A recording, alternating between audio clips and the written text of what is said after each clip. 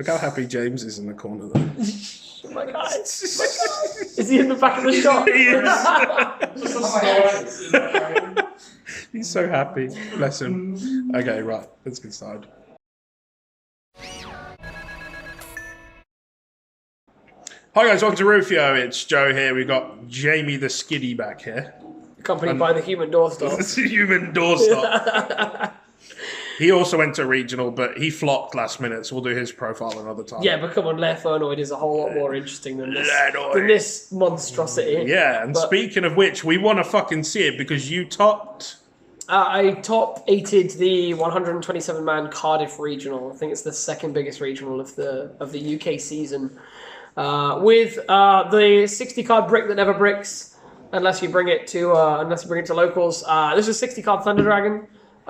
Myself and my friend Ahmed tested this before the event, and we had loads of cool techs we wanted to play. So we just said, let's just play all of them. Why not? See what happens. He didn't go to the event, so I ended up taking it to kind of beta test it. And I went 6-1. My only loss was to Sky Striker when the 60-card brick that never bricks bricked. Yeah. So it worked out nicely. Yeah, can't complain. Sweet. Pretty happy with it. So before we get into the profile, this is a blind second build, so you won't see you won't see any of the Guard Dragon stuff. You won't see any of the hard going first. This deck is like 60-40. It likes to go second, but it's capable of going first, which was what I liked about this over all of the Guard Dragon stuff, which has to really go first and has a tough time going second, etc.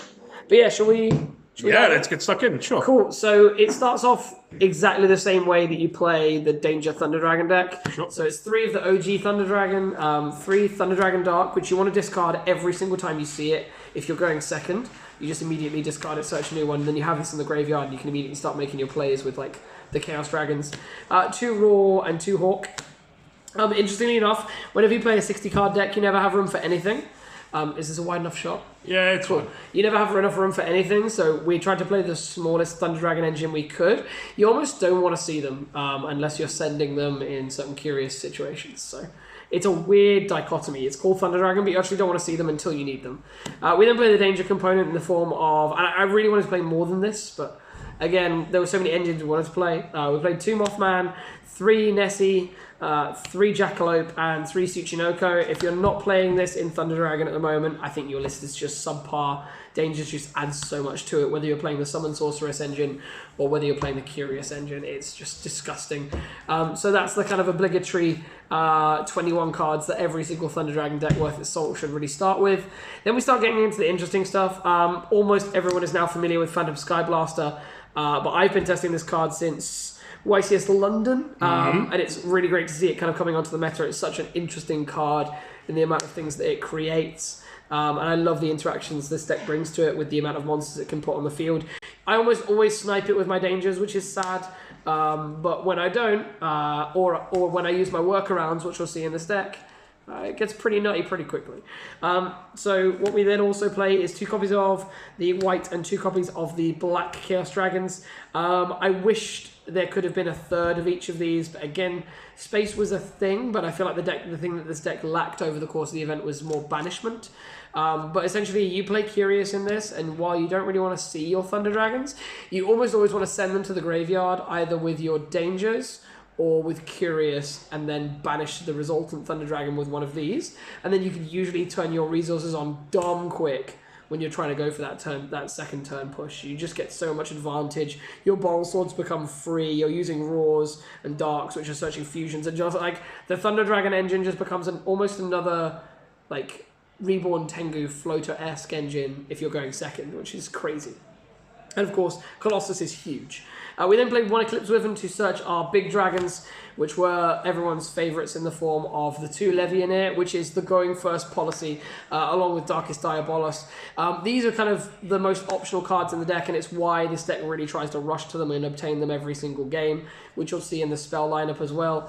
Because of the fact that if you get this going first, you're taking 2 cards out of your opponent's hand, and if you get it going second, you're getting a 3k beta that can't be targeted, you're destroying 2 cards, and then you're probably linking this into another monster anyway, which is, again, just stupid. So they're very optional cards going first and second.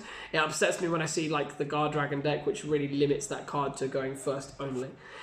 We then play, for the kind of more interesting stuff, 2 Destrudo, because the third was a little difficult, and we found that when we needed it, we could just send it.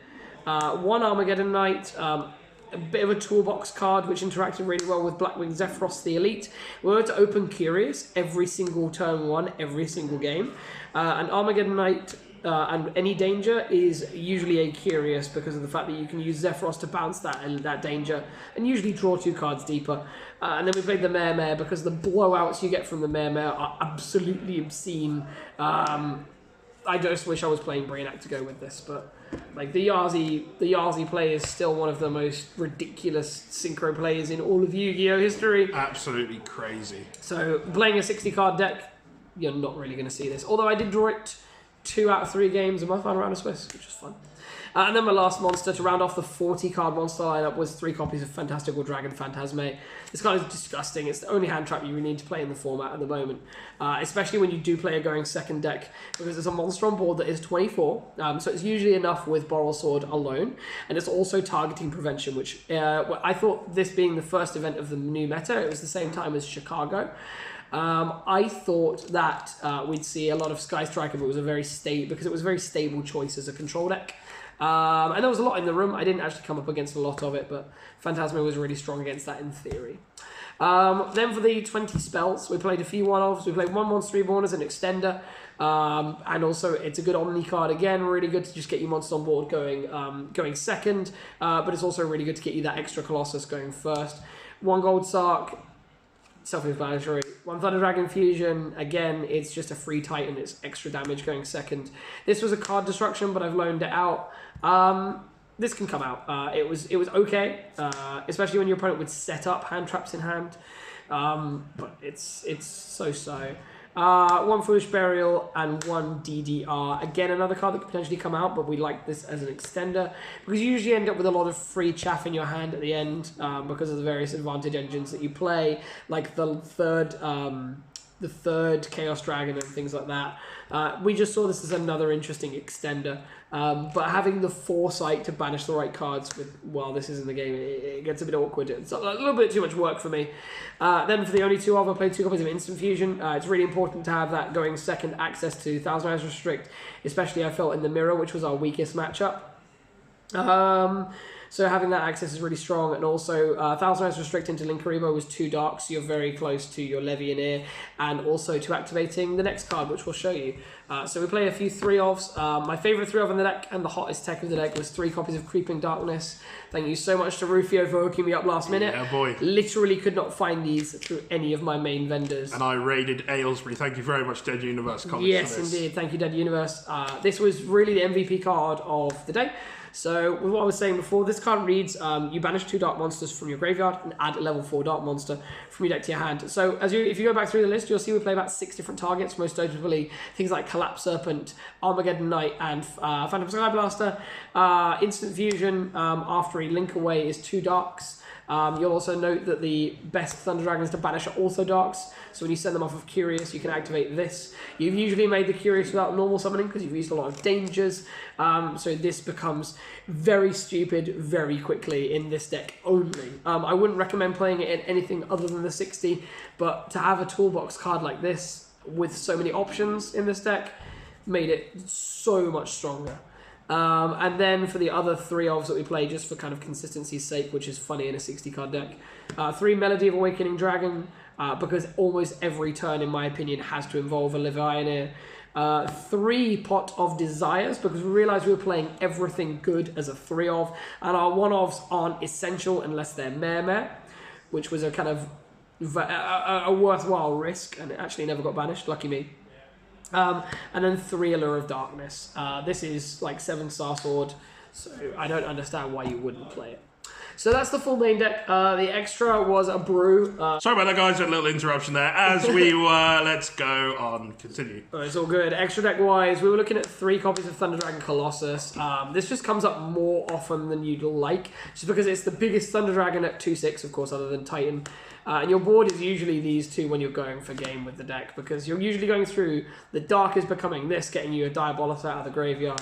And then the resultant Searched Fusion is getting you this as well. So usually most of my OTKs were a Link Monster up here, which can usually be like as simple as Wee Witch's Apprentice, this, and the Diabolos. And then the last fusion monster we played was Thousand Eyes Restrict, just for that going second removal in the mirror. Like I was saying, and it's really strong in so many different situations as well. For the Link Monsters, 1 Link Karibo, 1 Wee Witch's Apprentice. I felt like this was really important because we weren't playing Reaper and Ochres, and you can use two Phantom Skyblaster tokens to summon this. 1 Phoenix and 1 Unicorn. Just the obvious plays wherein you're usually having enough link materials on the board very easily to out 2 of your opponent's cards. So oftentimes you can find yourself in situations where you're popping a back row with this, discarding like a Jackalope or a Tsuchinoko, and then turning the resultant special summoned monster into this anyway. So it's super free. And then the 1 Curious for really starting almost all of your plays, and anything it mills is just gravy. 1 Decode Talker, shoutouts to Rufio again for the loan. This was a really interesting dynamic, wherein we thought this was going to be really important because of the Sky Striker matchup and other targeted removal like Mind Control and things like that, trying to take away our Colossi if we do go first. This gives us a policy wherein we can summon this, usually go after having gone like Wee Witch's Apprentice, like over here, and then like Colossi, and then we usually have like a Black Dragon left over or like a Leviathan, and we would put it over here. And the moment you tribute the Black Dragon or the Leviathan, you're probably bringing back the Diabolos that you used to take a card out of your opponent's hand, which can usually come back in a space which just replaces the monster you tributed. And then you're still protecting your Thunder Dragons, which are your main block, which I thought was a really interesting out because a lot of people were talking about Mind Control going into the event. Boral Sword, because we wanted to OTK everyone, and we did OTK everyone, almost everyone. And then for the Synchros, I played 1 Dawn Dragster. This could literally be anything else because I never really made it. I didn't really like it, but Ahmed loves it.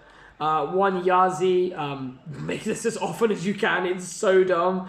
I just don't understand why this is still a thing in Yu-Gi-Oh! And then 1 Titanic Galaxy, usually because of the fact that you have Leviathan is just kind of chilling turn 1, and sometimes the spell negation will really get you there. But I actually haven't got the side deck with me, and honestly it was largely irrelevant. I didn't really enjoy my side deck choices. But overall, I really like the deck. It's a lot of fun, and I would consider playing it again. The thing is, there are just more optimal decks in the meta game now in terms of going second. The main one is like Ed Aception's Pure Danger deck, which basically just says summon any 2 monsters, and you have game, which is a bit more optimal than this. I didn't know that was. I didn't really kind of see that as a thing, and actually, no one seemed to play that deck for the event. Everyone seemed hung up on all the Kali Yuga and Thanatos stuff, which you don't really care about with this deck. You just go, that's fine. That's a cute, not Thanatos, Azathoth. That's cute Azathoth you've got there. This is still 3K. Like, that's cool. You can have your big guys. I'm just gonna hit you. And like that policy ended up being enough for so many situations. So yeah, that's about all I wanted to talk about. Again, a big shout out to Ahmed for working on the deck with me. Absolutely loved it. Yeah, any final kind of closing questions? Any other shout outs I'll share? Not that I know of, unless that's a test. We always shout our boy Mark. Actually, we've kind of just started that. We've not done that in either of my deck profiles. Don't you call me out as an uncharitable... He's failed. Uncharitable YouTuber. Oh, no. Thank you very much, Mark, for giving us a space to record this. Yeah. Much appreciated. Thank you very much for taking the time to go through the profile with me. My absolute pleasure, as always. Big congratulations on your top. Well done. Thank you very much. It's good to have the invite under the belt, because I normally don't have it until like Nationals. Well, really bad. Hopefully we'll get you some more tops along the way, huh? Here's hoping. Thank you guys so much for watching. See you guys next time. I'm afraid that's all we have time for in this video. If by chance you haven't had enough of listening to me waffle at you through a video about a children's card game, you can follow me on Facebook and Twitter. The links are on the screen, or if you're feeling really lazy, you can click the links in the description. While you're at it, don't forget to hit that subscribe button so you don't miss out on future content too. It'll make me smile, I promise. And who can ask for more than that? Thanks for watching, see you in the next one.